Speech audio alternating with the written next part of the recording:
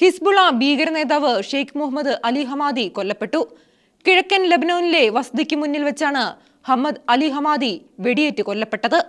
ആക്രമണത്തിന്റെ ഉത്തരവാദിത്തം ഇതുവരെ ഏതെങ്കിലും ഒരു ഗ്രൂപ്പോ വ്യക്തിയോ ഏറ്റെടുത്തിട്ടില്ലെന്ന് ലബനീസ് മാധ്യമങ്ങൾ റിപ്പോർട്ട് ചെയ്തു.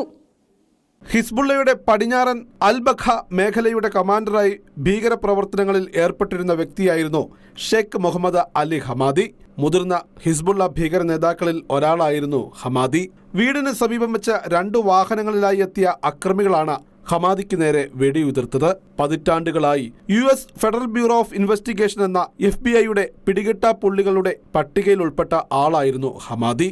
1985-ൽ നിരവധി അമേരിക്കക്കാരുൾപ്പെടെ 153 യാത്രക്കാരുമായി പോയ ലുഫ്താൻസ എന്ന ജർമ്മൻ വിമാനം ഹൈജാക്ക് ചെയ്തതിലും പല പാശ്ചാത്യ രാജ്യങ്ങൾക്കെതിരെയുള്ള ഭീകരപ്രവർത്തനങ്ങളിലും ഹമാദിയുടെ പങ്കാളിത്തം വ്യക്തമായിരുന്നു.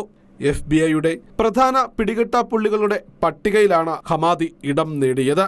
ഇസ്രായേലും ഹിസ്ബുള്ളയുമായുള്ള വെടിനിർത്തൽ കാലമായ ഇപ്പോൾ ഹിസ്ബുള്ള നേതാവിന്റെ കൊലപാതകം ഏറെ ചർച്ചയാകുകയാണ്.